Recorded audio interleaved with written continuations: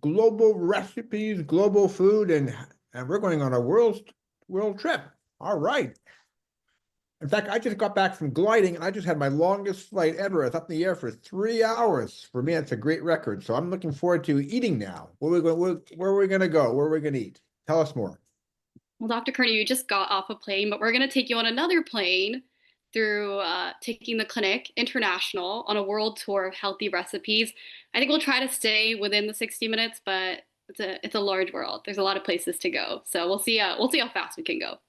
But yeah, today our team's going to be sharing a collection of recipes that you may or may not have heard of from our diverse cultural backgrounds. So each of us are going to be presenting a dish from our own heritage, but with a heart-healthy twist.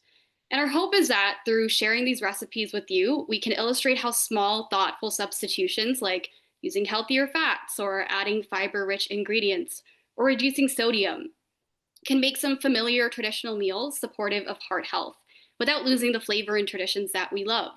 So we're going to explore some different cultures or different foods from different cultures. And we're also going to embrace one of the most powerful tools for health, or what I believe is one of the most powerful tools of health, and that's variety. So diversifying what we eat, which not only enhances the nutrient profile of our diet, but also deepens our connection to food, culture, and community. And I like to think we have a really great community at the clinic, and there's a lot we can learn from each other. So yeah, we're going to invite you to see food not just as fuel, but as a way to celebrate identity as well and caring for our bodies. So, looking at these stats over here, before we dive into recipes, we want to really stress the importance of understanding why heart healthy eating matters, and not just for individuals, but for communities around the world. So, heart disease is the leading cause of death globally. Ischemic heart disease alone, which includes heart attacks, is responsible for about 13% of all deaths worldwide. And since 2000, the largest increase in deaths has been for this disease, rising from about 2.7 million deaths to 9 million deaths in 2021. And cardiovascular disease as a whole, including strokes and other conditions of the heart and blood vessels, has taken an estimated 17.9 million lives every year. So what's especially concerning about this is that over 1/3 of these deaths occur in people under the age of 70, meaning that they're considered premature and are often preventable. So these numbers highlight a difficult truth that maintaining heart health is a global challenge, and that no matter where we come from or what foods we grew up with, all of us are impacted in some way by the rising burden of cardiovascular disease, especially as traditional diets continue to be replaced with processed and ultra-processed foods due to socioeconomic and environmental factors such as rising costs of living, urbanization, and changes to our agri-food systems. But there's good news here. We can take action, and food is one of the most powerful tools we have. So yeah, we got a couple of quiz questions before we get into our travels for Dr. Curnew over here. Rapid fire quiz questions. Jenna, do you maybe want to ask these? Sure. So the first question, true or false? Millet has the highest protein content and lowest glycemic index in comparison to brown rice, white rice, and quinoa. Well, my favorite is quinoa, so I'm going to put quinoa, but tell us more. Yeah, so actually quinoa does have the highest protein content and lowest glycemic index in comparison to the rest of these grains, and we'll get into a little bit more detail later. True or false? Whole grain and whole wheat mean exactly the same thing nutritionally. No. The whole grain is the whole grain. Whole wheat can be, it's usually broken up in some way. So I think whole grain is better than whole wheat in my mind, but you have to be careful about that. Tell us more. What do you think? Hmm. Yeah, you're right. So that would be false. They are not the same thing nutritionally. And yeah, for whole wheat, that can be like processed grains as well, and just like a mixture. Um, so the next one is true or false. All omega-3 supplements are equally effective at lowering cardiovascular risk. Yeah, you would think that would be the right answer, but it's absolutely false. We learned that pure EPA is cardiovascular protective. When you add DHA to the mixture, you lose the cardiovascular protection. I would never guess, but science is science. And the other thing too is that alpha-linolic acid, which is the vegetable form of fish oils, only get converted 1 to 2% to DHA and EPA. So a confusing world though, but pure EPA is king at this point in time. What's your answer? Yeah, exactly right. So, same as you. So that would be false for number three. And that's because, as you said, EPA has shown more evidence for heart protection in comparison to DHA or plant-based omega-3s. And then the next one is true or false. Plant-based proteins like lentils and beans contain all essential amino acids needed for heart health. That's a little bit tricky. Soy protein is the one that it has the highest concentration of the amino acid protein content that we like compared to meat. But basically, all plants have all the contents, but just smaller amounts. But soy protein is sort of the king of proteins from vegetable sources in my mind. How would you answer that? Yeah, so actually, we're kind of jumping ahead because that's the next question actually that deals with soy proteins. But yeah, like you said, not all plant-based proteins contain all the essential amino acids. So some of them you kind of have to mix and match in order to get enough of all of the amino acids that the human body doesn't naturally produce, and we kind of have to obtain that from our diets. Now, And most people is I wouldn't get too concerned. Just eat all the different forms of plants that you can. The Mother Nature is pretty smart, and your body's pretty smart. Comes out in the wash for most of us. You don't really have to think about that. But if you want to be a purist, soy protein is probably the. I eat a lot of soybeans, and I eat lots of different things as well. But don't fuss about that in my mind. Yeah, exactly. So like variety is very important. Just And beans. kind of as what we were alluding to, yeah, soy protein for the next question. So that one, number five, is true. So soy is one of the few plant proteins that is considered complete and beneficial for cardiac health, and it contains all the essential amino acids. So then the last question, true or false, multigrain always means the product is made from whole grains. Well, that's a big false because multigrains just means it's more of a marketing term. It's not a scientific term. So if you want to pick something, pick whole grains first if you can. Then whole wheat would be the second choice. Multigrains means absolutely nothing from my perspective. Yeah, exactly. So that's pretty much it for the rapid fire questions. Hope everyone was able to have a chance to try to answer those on their own, but if not, we're going to go into more detail with our webinar. Yeah, so that was a really good introduction to some of the concepts that we're going to be discussing today. But we're going to head into, so Dr. Curnew, you're in this plane right now, and your first stop is Italy.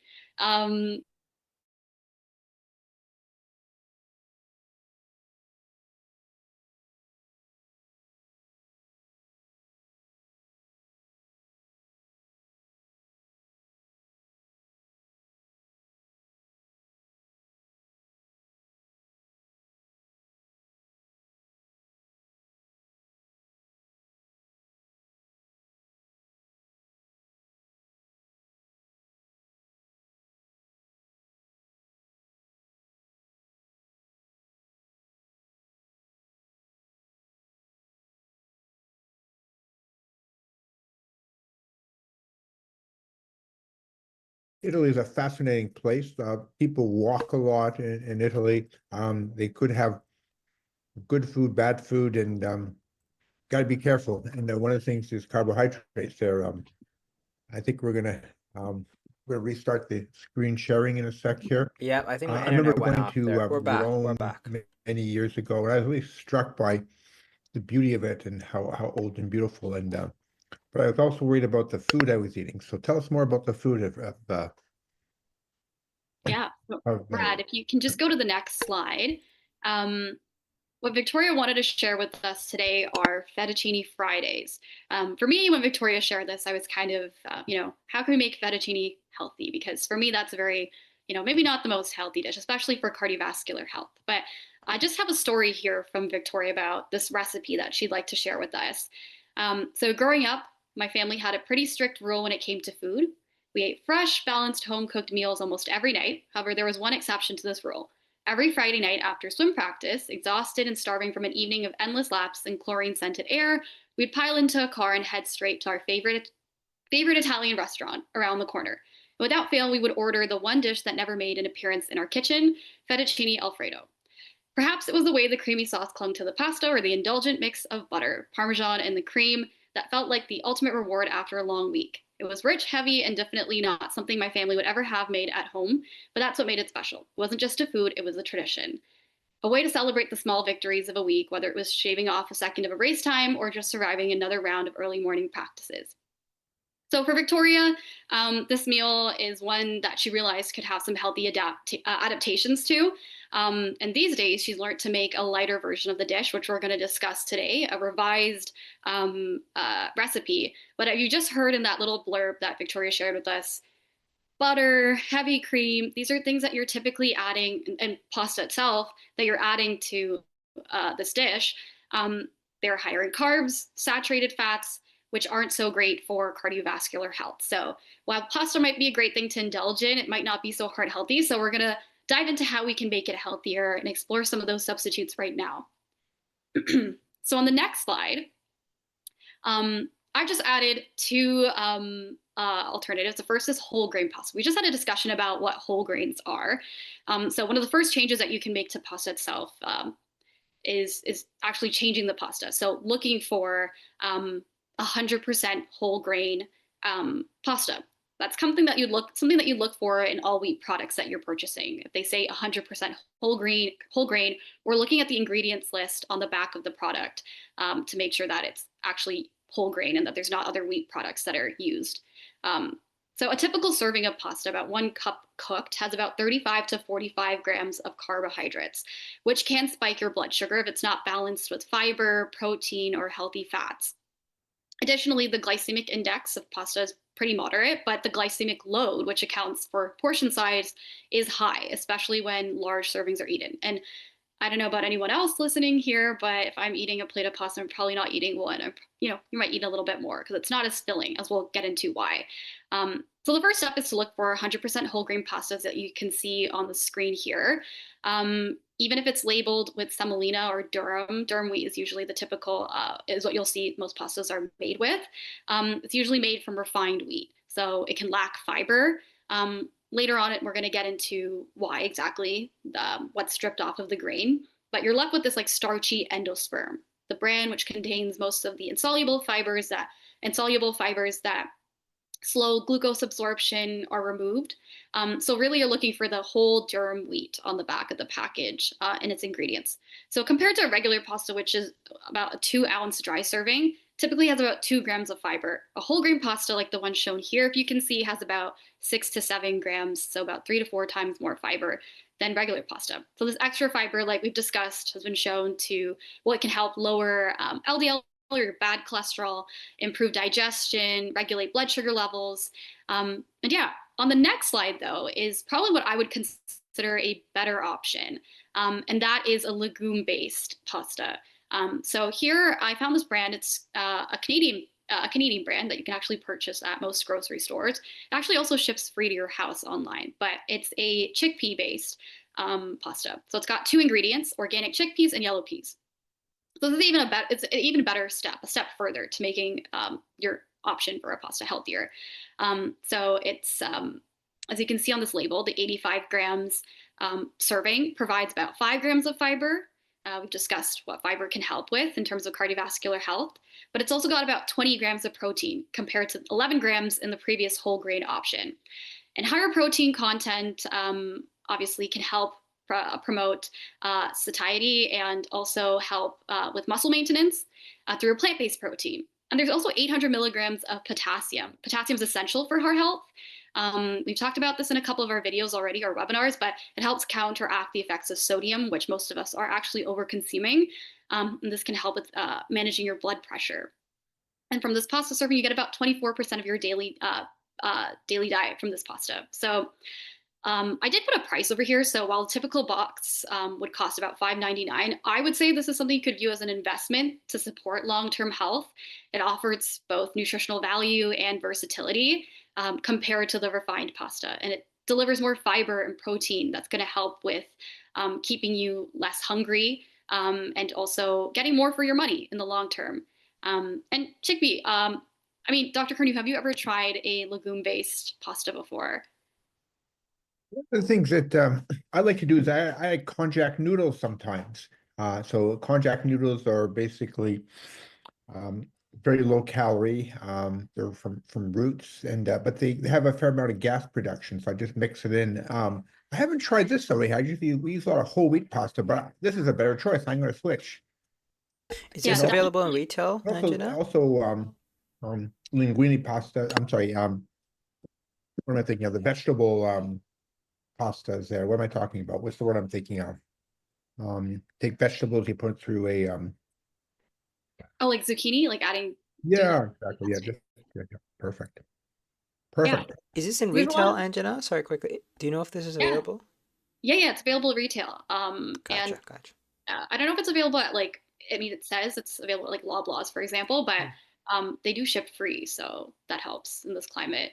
Um, yeah, and each box is about $5.99, so it's not incredibly, on the organic side, too expensive. But here, yeah, we've added a study here, basically kind of reinforcing this idea. It's a 2015 study that tested the effects of chickpea enriched breads, so not pasta but breads, on blood sugar. And the researchers found that replacing part of the wheat flour with about 35% chickpea flour significantly reduced blood glucose spikes without causing digestive discomfort. So you can see in this graph, the one on the bottom, the line on the bottom, if you follow it, is we're looking at our postprandial, so post-meal blood glucose response. It's significantly lower than the top one, which is white bread. So this very much can relate or is relevant to our discussion here on the substitution of pasta and supporting the use of legume-based foods like the chickpea pasta as an effective tool to manage blood sugar and manage if you're, managing your weight, as well as reducing the risk of type 2 diabetes, which are both key contributors to heart disease.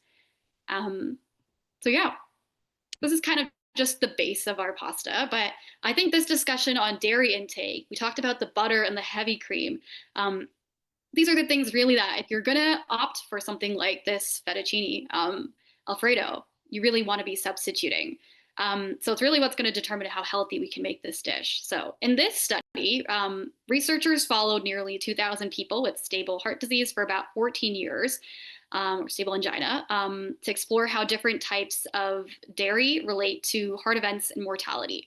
So what they found is that higher milk and total dairy intake was linked to about a 14% higher risk of stroke for every 50 grams per 1,000 calories consumed, around a 7% higher risk of cardiovascular mortality or dying from heart disease, and a 7% higher overall mortality risk.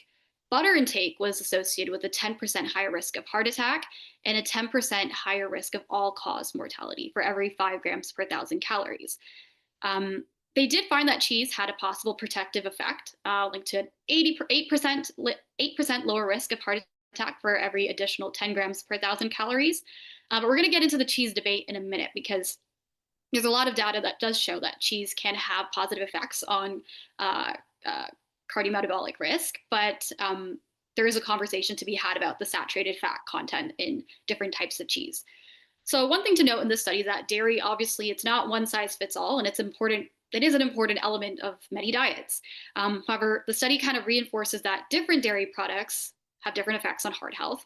Milk, cream, butter, these potentially increase risk and are good starting points to substituting in this dish.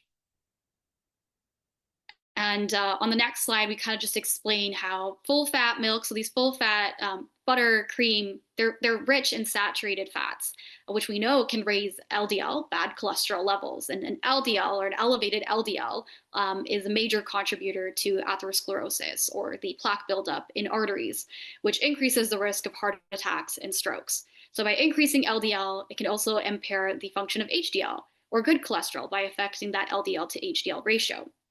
So we don't want elevated LDL. This is a good place to start in terms of addressing diet. And there's also evidence that a higher saturated fat intake can worsen systemic inflammation and insulin resistance, both of which are linked to cardiovascular disease. And then I just got another slide on the effect on your serum lipids. So in addition to being high in saturated fats, butter and heavy cream are also higher in cholesterol. This systematic review and meta-analysis from 2015 of about 40 studies examined whether eating cholesterol affects heart disease or a higher dietary intake of cholesterol affects heart disease risk and serum lipids in healthy adults. And what they found was that a higher dietary cholesterol intake, 300 to 600 milligrams per day, did actually increase blood cholesterol levels. So there was a total cholesterol rose by about 0.29 millimoles per liter. LDL cholesterol increased by 0.17 millimoles per liter. The LDL to HDL ratio increased slightly by 0.2 points. And so what we see here, this is something that, large scale studies have shown us, such as the cholesterol treatment trialist collaboration, has shown us that every 1 millimole per liter decrease in LDL cholesterol lowers major cardiovascular events by about 22%. So this means that a 0.17, if we're looking at the LDL specifically, a 0.17 millimole per liter increase could raise cardiovascular risk, especially over time and when combined with other risk factors. So it's pretty evident that the type of dairy that we choose does have an impact on our lipid profile and health. So we're going to look at some substitutes that we can make right now. So I have this table here comparing different dairy fats or sources of fat from dairy products, as well as alternatives, heart-healthy alternatives. So what we've got here is that, replacing high saturated fat dairy, like the butter, with olive oil is one substitution that can be made. There's obviously conversation about if you're, managing your weight, even olive oil can be a source of fats, but a heart healthier option in the context of this dish specifically. And then also replacing the heavy cream with Greek yogurt, as you can see there. So butter, a tablespoon, it's got about 7 grams of saturated fat and 31 milligrams of cholesterol at the top, while olive oil, a tablespoon, contains about 2 grams of monounsaturated fats. So those are the healthier fats, and 0 cholesterol. It's a plant, comes from a plant. So making that switch is one that can help reduce your LDL, the LDL cholesterol, and all the things that we discussed about in terms of the protective elements, as well as increasing compounds such as polyphenols, antioxidants, vitamin E, all of these things that are very important for cardiovascular health. And then making that switch from heavy cream to Greek yogurt. Heavy cream, about 2 tablespoons, has 11 grams of saturated fat and 44 milligrams of cholesterol, compared to Greek yogurt, 2% Greek yogurt we're looking at here, 3/4 of a cup has about 2 grams of saturated fat and 15 to 20 milligrams of cholesterol. And then 17 grams of protein. So we're getting that boost of protein as well. So making that switch, once again, from heavy cream to Greek yogurt is something that can dramatically cut saturated fat content, increase protein, probiotics, which are important for gut health, and also maintains the creamy texture of the pasta as well. So those are 2 substitutions that can be made. On the next slide, we kind of just illustrate those again, but once again, with these plant-based options and the Greek yogurt, we're kind of increasing our nutrient profile here and antioxidant properties. Once again, don't be afraid to add vegetables. That's a common theme of this webinar, is that don't be afraid to add vegetables to any dish. You can add spinach, green leafy vegetables, mushrooms to this dish, making it a lot healthier and increasing your micronutrient intake. Okay. And then just to discuss the cheese debate really quickly, because I've had this conversation a couple times in the clinic even about cheese. So there is evidence, like the study that we showed before, that does show protective effect of cheese for the heart. However, this can be outweighed by saturated fat content in your cheese of choice. So here, I'm a fan of cheddar cheese, but if we're looking at 100 grams, which is about a 0.8 of a cup of shredded cheddar cheese, it contains nearly 20 grams of saturated fat. And the American Heart Association actually recommends no more than 6% of total calories come from saturated fats. So if you're consuming a 2,000 calorie diet, that means that no more than 13 grams of saturated fat should be consumed in that day. So if you had a plate of pasta, half that amount of cheese, so if we had 0.4 or about half a cup, 50 grams of cheese, would be about 10 grams of saturated fat from that cheddar cheese. So it's pretty clear that choosing a certain type of cheese that's higher in saturated fats, as you can see in this graph, can be an unnecessary source of saturated fats. So while cheese isn't off limit, it's a better idea to opt for the cheese on the lower end of this scale. So cottage cheese, for example, it's much lower in saturated fats, a lot higher in protein as well. There's part skim, so it's like skim mozzarella, ricotta, also like combining Greek yogurt back into there. These can be better options if we're really trying to substitute the cheese here. So that's a cheese debate, because I know a lot of the time we talk about, there is evidence for that protective effect of cheese with the heart, but it's kind of balancing the saturated fat. So another kind of with dairy products is evaluating what dairy product is better if you're going to add it in a dish like this. And once again, to drive the importance of looking at your lipid profile and making sure you're following the system, we have the 3-1-1 rule. When we say 3-1-1-1 rule, when we say it in the clinic, I think about like dialing 911, an emergency number, but it kind of is like a lifeline in the sense that it's a system that really should shape how you view your lipids and your heart health if you have a level of cardiovascular risk, or if you're really anyone. So we should aim to keep our total cholesterol. If you do have a level of cardiovascular risk, keeping cholesterol below 3, LDL below 1, HDL above 1, and triglycerides below 1. So this is something to keep in mind when you're thinking about, if you want to make changes to your diet that are going to help how you're managing your lipids, consuming the better choices or making those substitutions for dairy and meat products that might be higher in saturated fats and cholesterol is something that can help you in maintaining your lipids. So yeah, just to wrap this up, our trip in Italy, we've got the recipe here. If you want to take a picture of this, but you can see here we used a whole grain fettuccine. We used olive oil instead of butter. We used Greek yogurt instead of the heavy cream. For flavoring, we've added garlic powder, or you could just use garlic cloves, salt and pepper to taste, but we talk about here reducing sodium content. You could consider going easy on the salt or just adding more herbs, like an Italian seasoning. That might be a better choice. And also opting for one of those lower fat cheese. You could also add nutritional yeast if you're lowering the amount of cheese to get the consistency, and then adding in something like broccoli or spinach to get more fiber and potassium. And you can take a picture of this recipe as well. Okay. Beautiful. So, I add broccoli to everything. Yeah, broccoli is a good one to add. I think when I was younger, had a bit more beef with broccoli, but these days. Dr. Curnew, you're going to get back into your plane now. And we're headed to where my family's from, which is the state of Tamil Nadu in India. So here, Vanakkam, which means welcome in Tamil. I'm just going to give an intro to what my dish is. It's quinoa upma.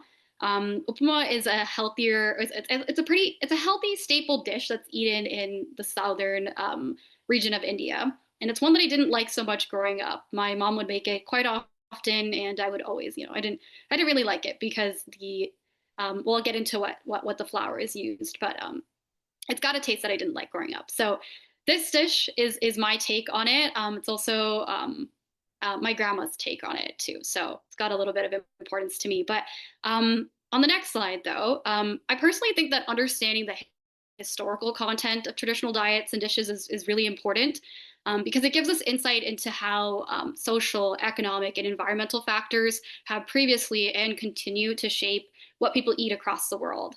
So I thought I'd just give a bit of a background on the origin of this dish, which is actually quite interesting. So upma is a savory dish that's made with rava or semolina. So basically what we talked about before with semolina used to make pasta. But it holds a special place in South Indian cuisine because it wasn't always a staple. So semolina is a coarsely ground wheat, specifically from durum wheat, and it's primarily used for making pasta. So its widespread use, though, is linked to actually World War II, where there was rice shortages under British colonial rule in India. And there's strong historical evidence that Great Britain had taken most of the rice that was grown in the Madras region, where my family's from, to feed soldiers.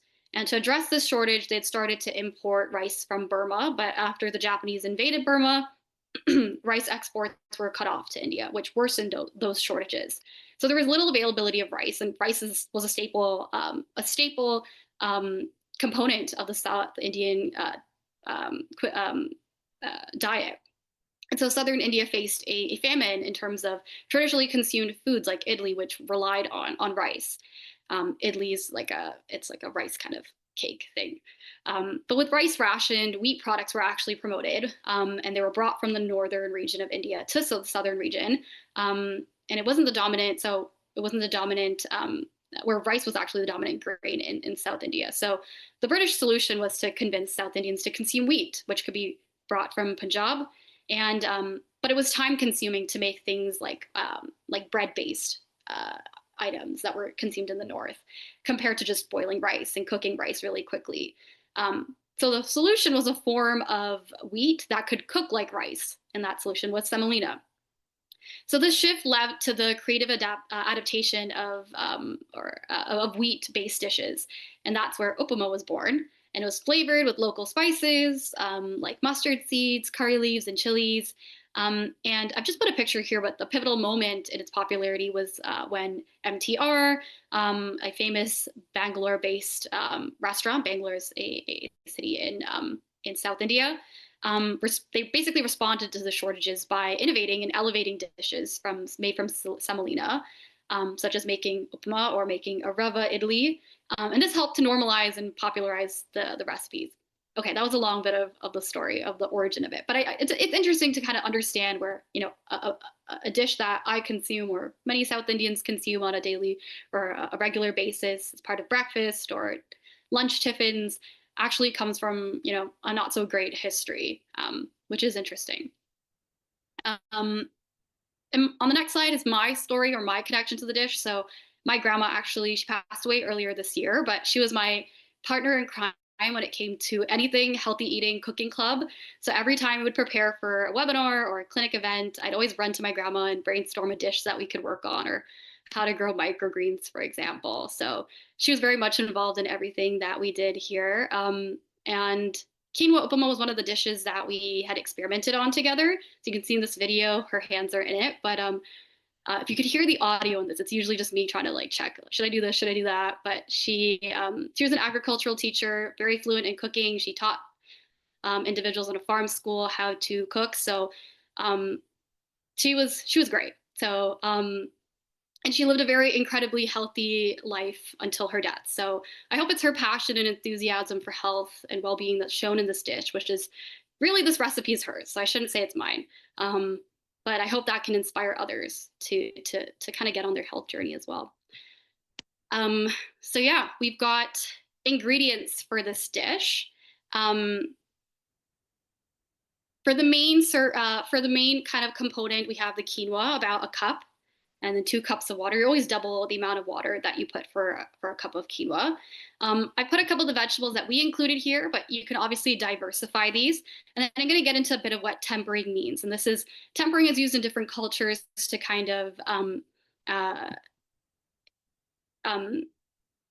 deepen the flavor and aromatics that you get from herbs and spices to flavor food. And that's something that maybe some of you can learn today in this webinar. But you can take a picture of those ingredients. I also, on the next slide, just made a nutrition facts label. I would say a serving of this could be about a quarter to half cup, depending on how much you're eating or what you're supplementing it with, maybe a protein source. So you could easily make 4 servings from this. But we can see in this nutrition label, you get about 8 grams of fiber for half this portion, 9.4 grams of protein, and 613 milligrams of potassium, in addition to other micronutrients that you can see here. And just to go really quickly through the step-by-steps of how to make this, like rice, you're going to rinse the quinoa to get rid of the starch in cold water. Rinse and cut your vegetables. You can also use frozen vegetables. I feel like frozen vegetables sometimes get a bad rap here, but based on what you have access to, pre-cut frozen vegetables you can use as well. And then on the next slide, this comes the tempering step. So once you've prepared everything, you're going to put about a tablespoon of olive oil into a pan, heat it up, and then you're going to add mustard seeds, we put lentils or a split or a dal. You wait for these to get a bit roasted. You add curry leaves, green chili, some onions, and you get a really aromatic flavor profile that'll nicely season your quinoa. On the next slide, you can see I just added a picture of what this could look like from our video. But you kind of wait till it gets a bit golden brown there. You can add cashews as well for a little crunch. These are things that are traditionally used for tempering. It's often the base of a lot of curries and dishes in South Indian cuisine, also North Indian cuisine. It's really what's used to flavor a dish. But then after that, you can add in your vegetables. And also, yeah, just add in the rest of your ingredients and mix those. And then the last step is just adding your cup of quinoa. So you could cook the quinoa previously, or you could just add the drained quinoa that you had previously drained or rinsed, and add the 2 cups of water. And then just let it sit on medium, let it cook with the lid for about 15 minutes until it's fluffy. And you're done. That's basically it. So very simple to make. Yeah, I'd say a really nice way to get quinoa into the South Asian diet. I feel like any rice, we eat a lot of rice. Any rice can kind of be substituted with quinoa, in my opinion. But I also added here, if you want to go a step further and look at other options, you could also opt for things like millets if you have access to another whole grain, or cauliflower rice. As you can see here, cauliflower rice, obviously it's got less carbohydrates, so it's got a lower glycemic index, so it'll raise your blood sugar less. So it's another option for those with diabetes. It's also lower in calories per serving. I've actually never had cauliflower rice, but I can imagine it probably doesn't, probably taste nice in a mix like this with vegetables. But yeah, these alternatives to semolina, whether it's quinoa, cauliflower, millets, they can reduce your calorie and carbohydrate intake, increase fiber, your essential micronutrient consumption, lower the glycemic index, aiding in blood sugar control. So really helping on all fronts there. And here we talked a little bit about this earlier, so I'm not going to repeat myself, but essentially whole grains are better than refined grains. Obviously, it's through the milling process of semolina that we have that bran removed, and you're left, and a little of the germ is actually removed too. So those 2 elements there, the bran and the germ, are higher in the insoluble and soluble fiber content, which have antioxidants, vitamin E, B, and B. And that overall fiber content. So you're left with this concentrated starch content in the endosperm, and that lends to the higher glycemic index. Obviously, a diet with more dietary fiber, that means both soluble and insoluble fibers, is important for regulating blood sugar and lowering cholesterol, improving gut health. We've talked about these already, but just another way to reiterate this. And to kind of drive home the idea of increasing dietary fiber, in this 2020 systematic review and meta-analysis, they looked at the impact of high fiber diets in adults with prediabetes and diabetes.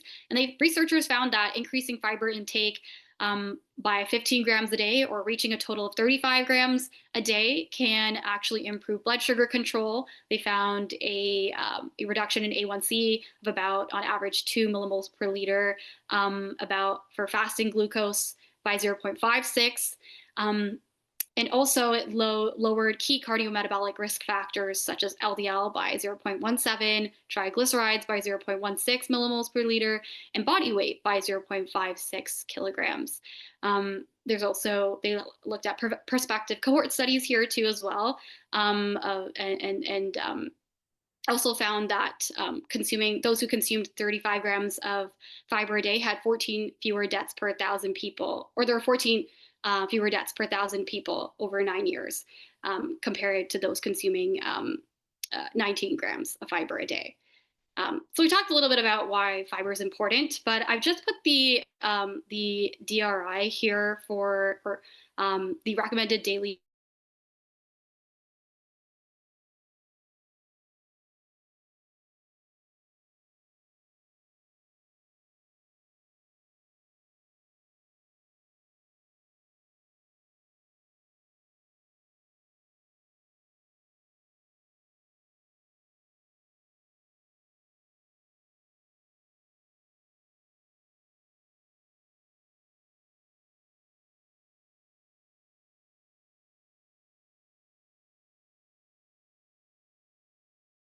then really quickly, That's amazing. With some of the stuff there is that your grandmother was a wonderful lady, and thank you for. I'm going to certainly enjoy that dish, and again, to me, I'm going to try different things, and I like this business about how you can substitute and just keeping and try to add even more vegetables to if you can as well. You know, you can't have too many vegetables. You know, one of the things is that I'm guilty of eating too much carbohydrate, and so if I can add try to eat more protein, but more importantly, more plants and things. So you can't have too many plants in there. Um, what a delicious recipe. Thank you. and that's actually a really good point because our next point, our final point before we get to our next country, is increasing vegetables. So increasing the quantity of vegetables and then also increasing the variety of vegetables are an opportunity to support cardiovascular health and outcomes. So first looking at increasing quantity here, we have a 2017 meta-analysis that found that for every 200 gram per day increase, on the other slide, Rad, just the one before, for every 200 gram per day increase, the one There's before. just a bit of a delay yeah, there you go, perfect. On the right one. For every 200 gram per day increase in fruits and vegetables, they found it was associated with an 8% reduction in coronary heart disease risk, a 16% reduction in stroke risk, an 8% reduction in overall cardiovascular disease risk, and then a 10% reduction in all-cause mortality. They found that specific vegetables like leafy greens, cruciferous vegetables like broccoli, and salads were especially protective. And further, that up to 7.8 million premature deaths worldwide may be linked to insufficient intake of vegetables. It kind of drives back our earlier mention about how we can prevent preventable disease through diet and vegetables, like Dr. Curnew mentioned, not being afraid to just add vegetables to really anything. Diversifying those vegetables can help in reducing risk. And just for some context here to provide some background on what 200 grams looks like, a standard serving of vegetables is about 75 grams. So that could be half a cup of cooked green vegetables, a cup of green leafy vegetables in a salad, or half a cup of cooked beans. And these can all add up in different ways if you're adding them to a medley or adding them to dishes like this to obtain that 200 grams. So on the next slide, though, we look at variety. So in addition to quantity, variety of vegetables in our diet has been linked with positive cardiovascular health and longevity. So this 2023 meta-analysis found that a greater variety of vegetables or fruits is linked to 11% reduction in all-cause mortality. So that means the USDA has subgroups of vegetables. There's dark green vegetables, red and orange vegetables, legumes, which include beans and peas, starchy vegetables, and then other vegetables. So looking at diversifying through those subgroups. This other study that used data from a nutritional survey over 15 years found that higher vegetable variety and amount is associated with the lower prevalence of coronary heart disease and a 22% decrease in the odds of having coronary heart disease for those eating dark green vegetables. And they also found that, and this actually makes sense, they also found that a greater variety of vegetable intake is associated with greater overall intake of vegetables. And that's likely because it helps to prevent diet fatigue. So eating a lot of one thing might result in getting tired of that. So diversifying the amount of vegetables you're eating, diversifying how you're preparing them can help in preventing that fatigue. I think I have one more slide just on iron because that was something that we were discussing a lot in the clinic. Really quickly, iron is essential, obviously, we know, for making hemoglobin. That's that protein in red blood cells that carries oxygen. Chronic deficiency can lead to anemia, which causes fatigue, weakness, and poor concentration. But iron needs, obviously, and deficiency risk can vary significantly depending on your sex and your age. So, for example, women, especially of reproductive age, have a higher risk of iron deficiency. There's a lower risk in men. And this changes as we age. what I wanted to kind of highlight here is I had a conversation with someone in the clinic once about, they were iron deficient or they were looking to increase the iron in their diet, and they felt that they really needed to obtain it from heme or animal sources. So we can see even in this chart here, comparing those animal sources and the plant-based sources. I put these in serving sizes that you would typically consume as a serving. If we're comparing just beef or pork, red meats, there's a higher content in a serving of, for example, lentils cooked. There's 6.6 milligrams compared to 2.6 to 3.2 milligrams in the beef. Chickpeas, 4.7 milligrams. So you can get iron from plant-based sources. A really great source is natto, which is a form of soy, I believe. And it's prepared in East Asian countries, I believe, like Japan. But there's all these other sources of plant-based iron that you can obtain. So we'll just leave this here for anyone who's looking to increase iron intake. Plant-based sources can be a great place to start. Okay, Dr. Curnew, you're gonna get back into your plane again. We're heading to East Asia. I'm gonna pass it to you, Halam. All right, thank you. Yeah, so the next stop here is South Korea, which is where my parents are from. 안녕하세요. That's the formal way of saying hello. Yeah, and so today I'm going to be talking a little bit more about Kimbap, the Korea's iconic rice roll. And so on the next slide, I'm going to be talking a little bit more about the origin, history, as well as my backstory. So in terms of origin, obviously, like it's made from Korea, but a little bit of history. As you might have noticed, it's very visual-wise, it's very similar to sushi, which makes sense because this dish was heavily influenced when Japan occupied Korea, I think in the 1900s during World War II.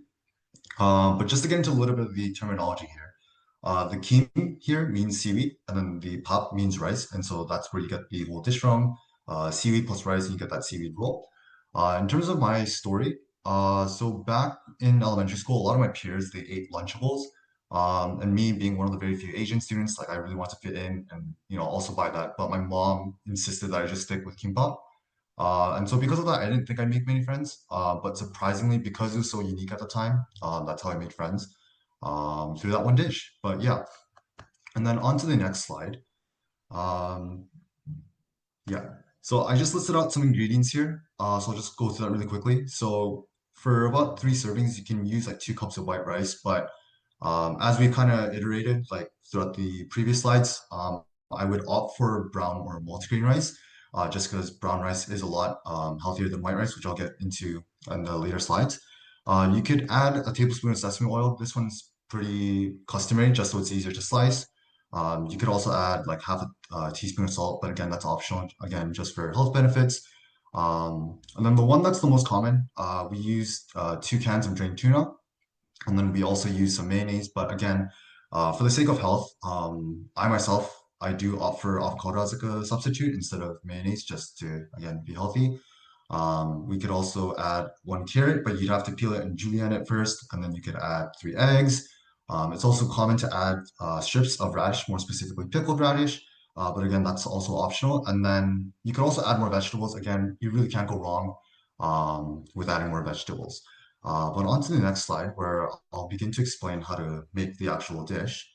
So first, you just want to prepare your sticky rice. When I say sticky rice, honestly, like usually if you just get your normal white rice and you put it in like a typical rice cooker, like it'll naturally just be sticky.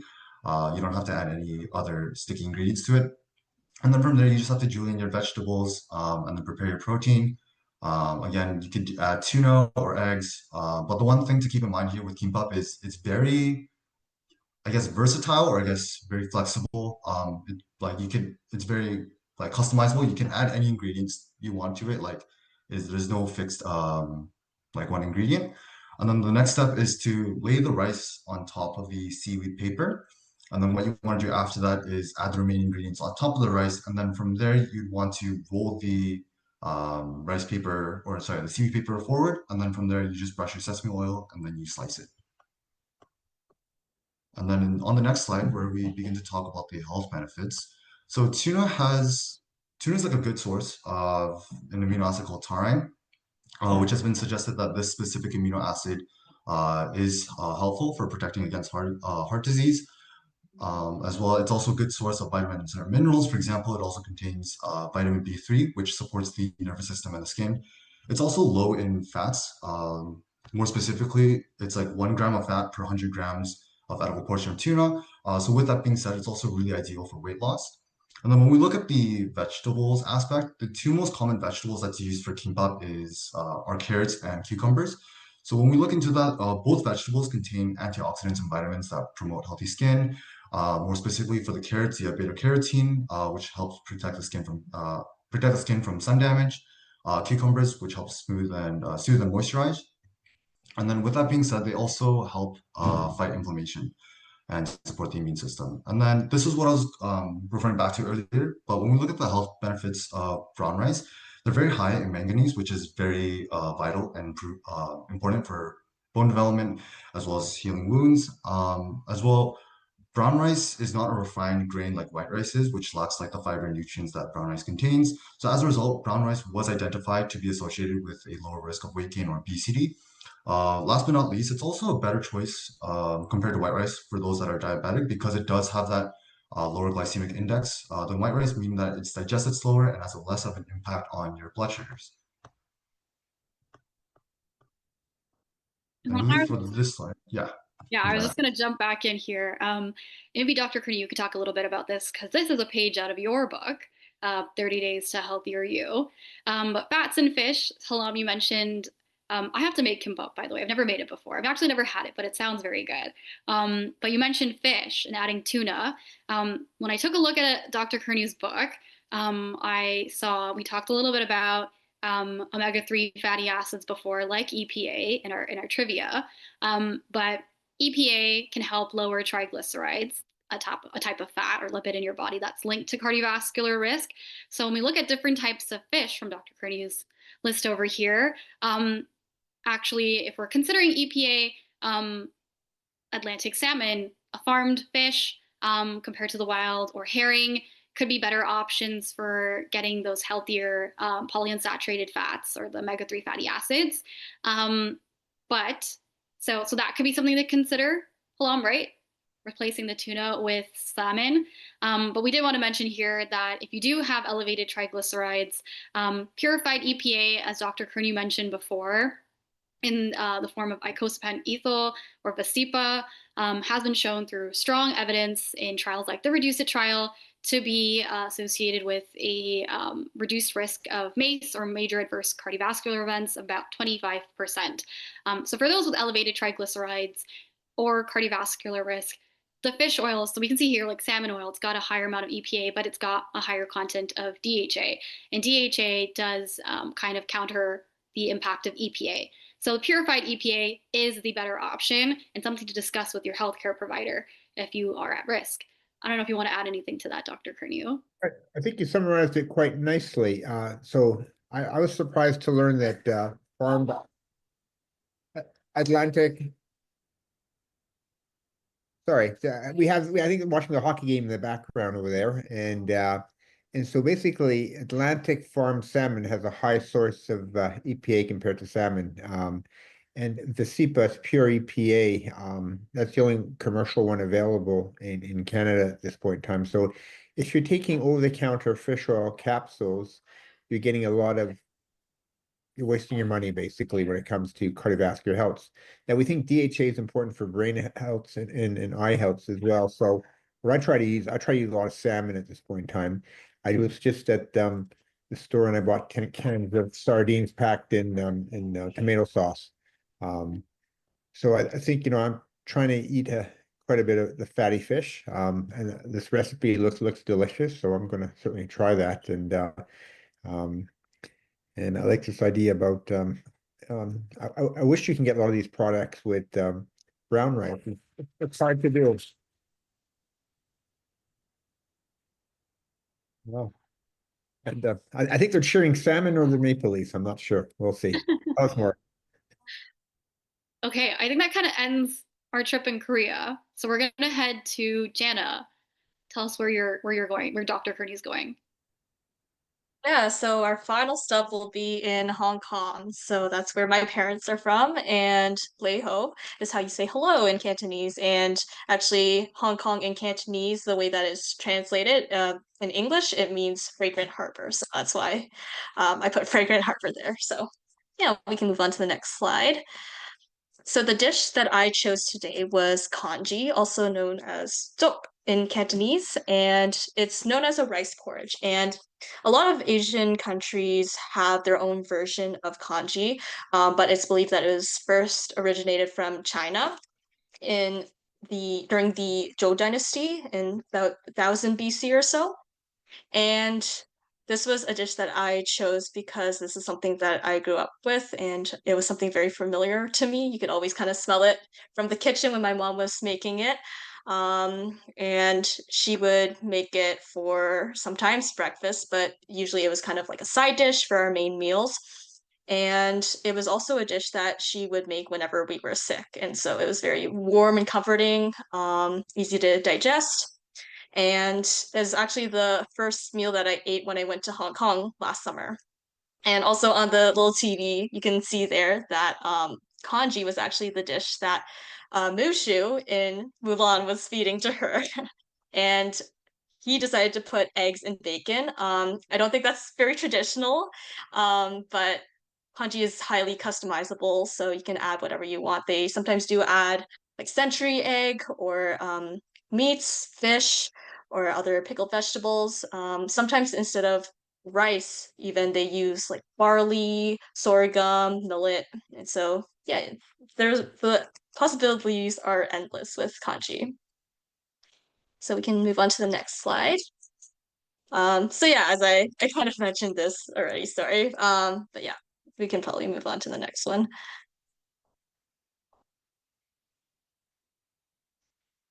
All right, so the ingredients list I have here. So as the substitution, we can use quinoa instead of rice, and then we can also add lentils as a source of protein. And then sometimes congee is cooked with stock, so it could be like chicken stock or fish stock.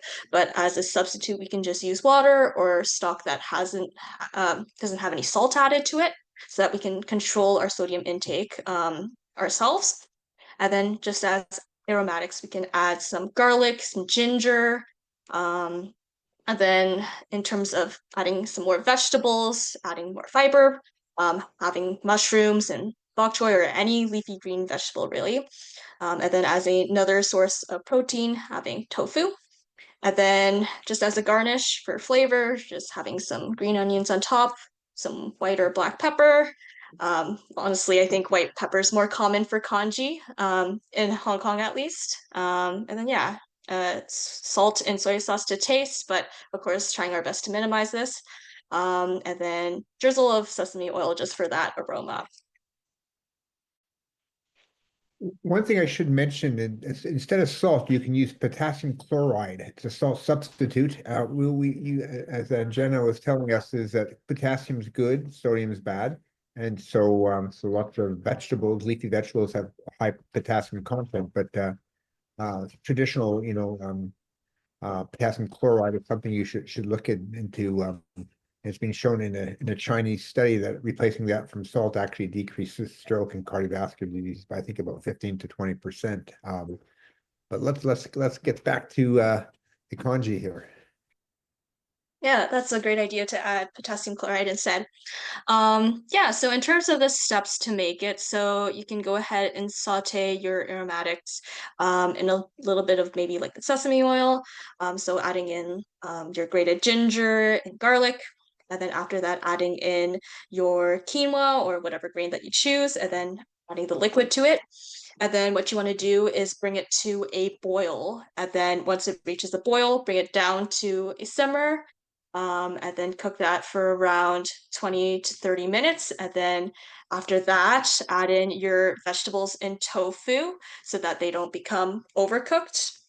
And then after cooking it in total for like 30 or 40 minutes, then once all the grains are kind of softened and it becomes really nice and creamy, then you can go ahead and season it and enjoy it and add whatever toppings you'd like. All right, so the reason behind why I decided to substitute rice with quinoa was because quinoa stands out as a good protein source. And in terms of looking at the protein content of quinoa, it's between 12 to 22%, which is generally higher than rice, which has about 7.5%. And then quinoa also contains 9 essential amino acids, specifically lysine, threonine, and methionine, which are typically not found in other types of conventional grains like rice. And so when we're looking at the quality of protein in the food that we consume, this is determined by whether it contains all the essential amino acids that cannot be made by the human body and is instead obtained from the food that we eat. And because quinoa contains all of these essential amino acids, it's considered to be a superior plant protein. And in some studies, they've kind of referred to it as comparable to beef in terms of its nutritional value. Quinoa also is low in free sugar, so it has a lower glycemic index, which is suitable for individuals with diabetes. And so looking at the carbohydrate concentration, it's about 58 to 64% in quinoa versus rice, which has about 78 to 81% carbohydrates. And then in comparing the lipid profile, generally quinoa has higher lipids than rice, ranging from 4.4 to 8.8%, whereas rice has about 0.2 to 2.6%. And these lipids consist of mono, poly, and saturated fats, as well as fatty acids that can help improve HDL and LDL levels and also have anti-inflammatory properties. And then finally, quinoa is also high in dietary fiber, which is important for digestive health. It's rich in minerals such as magnesium, zinc, potassium, and it also has 4 times higher calcium and iron content in comparison to a lot of other crops. And then we can go to our next slide. So the next substitution that we have here is going from using more meats and instead using plant-based proteins like legumes like tofu and lentils. And so in just introducing some legumes, so there have been some systematic reviews where they found that the intake of legumes were associated with a reduced risk of cardiovascular disease and coronary heart disease, but not with stroke. And some studies have estimated that an intake level of about 400 grams per week seemed to provide the most cardiovascular benefit. And then in terms of tofu, so if you're not really familiar with tofu, it's made from soybeans, and that contains all of the essential amino acids that are necessary. And we kind of mentioned that at the beginning in our rapid fire questions. And so studies have shown that increasing dietary whole soy protein lowers total levels of total cholesterol, low density lipoproteins, and triglycerides. And because it is a complete source of protein, it is a recommended dietary substitution for higher fat animal products. Quick And then question, in terms of Jenna, if I lentils, may. Oh, yeah. apology. Go ahead, go ahead. I thought you were finished. Yeah, it's okay. Go ahead. Oh, sorry. No worries. Yeah, and then lentils are a low-fat, high-protein, and high-fiber legume, and it provides an excellent source of dietary protein containing 20.6 to 31.4% protein on a dry weight basis. Yeah, quick question about Did you want to ask tofu. your question? Yeah, so what's the best way to, so first of all, do you have to cook tofu and can you have it raw? 'Cause I tried it once, added it to my salad. It was no problem. I just didn't know if that was a problem or not. Can you have it raw, or do you know anything about that? Yeah, so actually you can have it raw. People generally don't really like it that way because it doesn't have the most amount of flavor. Um, you can do it. I know there is actually a noodle dish that's you can make with blended tofu, add some like tahini or peanut butter, and it makes a really nice creamy sauce. And actually that can be like a vegetarian dish that's full of protein. But it tastes better with the peanut butter and when you add other like spices and herbs to it. But in a lot of dishes we often just put in like stews, and because we're flavoring the stew with like aromatics and spices like that, then the tofu kind of absorbs all of that flavor. Right, so if I want to enjoy my food, I have to not eat it raw. Okay, perfect. Thank you so much. Well, tofu has a relatively bland taste. It takes the taste of other foods around there too. So you really have to just have to add the extra flavor. Um, Yeah. Well, when I added it to my salad, Exactly. I Yeah. had 1,000 other things in there. It had some sauces, chia seeds, black pepper, everything. So I think the taste was fine. I was just worried about if it matters anything. Like, does the protein digestibility matter if you don't cook it versus raw? I don't think that's that's a detail, but seems like it's okay if you can make the taste a little bit more palatable, right? if you saute it, Hmm. bring out some of the taste and textures of Yeah. that. But Okay. and then Hmm. Jared talked about the those extra things that you can add to that too. You Yeah. can add. I love ginger and everything, and Yeah. And very quickly, I just remembered we haven't mentioned soy sauce any of this. I don't think soy sauce would that have a good alternative because it's very high in sodium, and I know it's used in many dishes from in Eastern Asia. Janet, do you know anything about that at all? Maybe halam, angina? Um, there are like low sodium versions. Of course, like I wouldn't recommend like dousing your food in soy sauce, but I think portion control is important. And as Dr. Curry mentioned, like potassium chloride could be a great another source of like having that saltiness flavor. Yeah. Okay. Perfect. just we got the soy sauce, the low sodium one. It's still high in sodium, but I think it's about half the amount or It's about half something. the amount. Okay. I'm not sure exactly, but Yeah. but still high in sodium. But it has a nice taste to Yeah. it, so But yeah. I love it.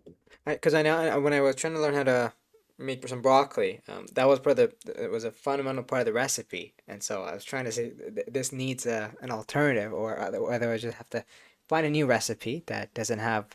The one I had was oyster sauce, and some other things to make some good broccolis. But all right, I'll pass it back to you guys. Go ahead. Yeah, so on this slide, what we have here is um, a randomized control crossover trial results. And so what they did was they took 31 participants with type 2 diabetes, and they were randomly assigned to either have a legume-free diet or a legume-based diet for 8 weeks. And then after they had that diet for 8 weeks, then they both switched to the other diet. And what they ended up doing with having like the legume-based diet was they replaced 2 servings of red meat with legumes. And after this period of time, what they saw was that with the legume-based diet, in comparison to the legume-free diet, they saw no significant decreases to BMI, waist circumference, systolic blood pressure, or diastolic blood pressure. But if we go to the next slide, oh, sorry, sorry, yeah, that slide. Yeah. So what they did find was it did significantly decrease fasting blood glucose, fasting insulin, triglycerides, and also LDL. And so we can see here, and also if you refer to our plant power webinar, that legumes are a great source of protein and very good for having cardiovascular health benefits. Okay, and I think that takes us back to Hamilton, where you are, Dr. Curnew. Um, so I guess what our hope for this webinar is that everyone's takeaway is that there's a lot to learn from different cultures. From our own cultures, making substitutes is one step, but also as individuals trying to get rid of those unhealthy areas, whether it's the higher amounts of carbohydrates or saturated fats in our diet or sodium, there's a lot of changes that can be made. In Canada, we have our Canadian food guide. I think we put this in every webinar just because it is a really good example of what your plate should be looking at like. I think a lot of the dishes we talked about today do try to get at this and trying to diversify your whole grains, your vegetables, your plant-based proteins, healthier fats, for example, and try to make this plate into a dish essentially. But yeah, just room for concluding thoughts as we end our travel. I think we just made it in maybe we're a little over the hour, but um, I think that was a fantastic tour de force and learned a lot of different things. So some of the takeaway messages, we have lots of traditional foods that we can make better. They all warm our heart. I have a British background to some degree, and so my British breakfast will now be beans, and I put tomatoes and egg whites into that part here. But if you look at this, is that we need to add more vegetables to everything we have, and so it's easy to just add to that. The best source of protein is still beans. Soybeans have a traditional advantage, but I think just seeing all the different colors and different types of beans are terrific. Um, Trying to have is a couple salads a day, and one of the things I'm trying to do is because I'm trying to lower my blood sugar is add vinegar to that. Apple cider vinegar is a traditional one, but any vinegar is fine to do that. And I love the taste of different cuisines, and I get bored of a lot of things. The number one beverage should be water. Right now, I'm having some kombucha diluted with Perrier water in there, and I just had 4 servings of a salad today.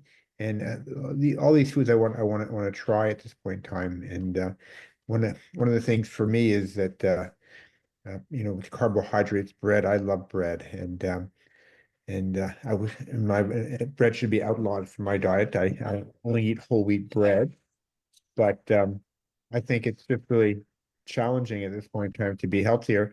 But you made it so easy. And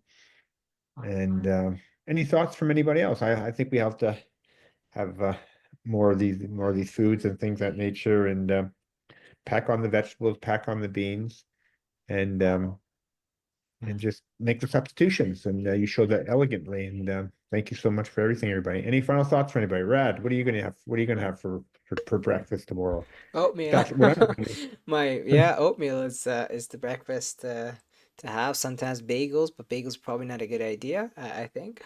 I try to burn it off though. But I was just gonna make a comment. One of the most wholesome webinars we've had. I like the history of different foods, and actually an idea, Angela and team, that you gave me was, if we try to do something in the clinic, or even other clinics can do this, if we teach people have cooking class. I know we've done something similar in the past. Would that actually have any effect long term? Because it's similar to the idea of when you take a few people who've never resistance trained in their life, you have them resistance train for a year, and then you see the effects 5 years down the road. So you have cooking classes, randomize the cooking classes, and see what happens long term. Because really Well, establish those habits long term. But again, that's a yeah, topic for I another think day. one of the things is that if your breakfast there, the word bagel and oatmeal should be just think about I take a bunch of frozen blueberries, add some chia seeds, hemp seeds, some flax, and throw in just a couple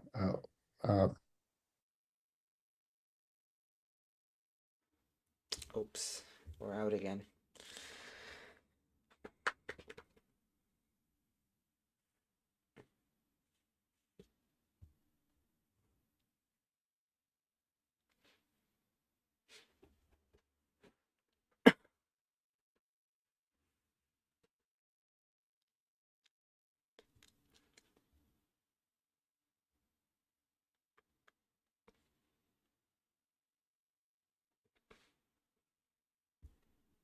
great foods of the world, and got lots of traveling to do. And All right. I just want to thank everybody for a wonderful webinar, and bon appétit, everyone, and travel the world. Good Good night, night, everyone. everybody. Thank you so much. Take care.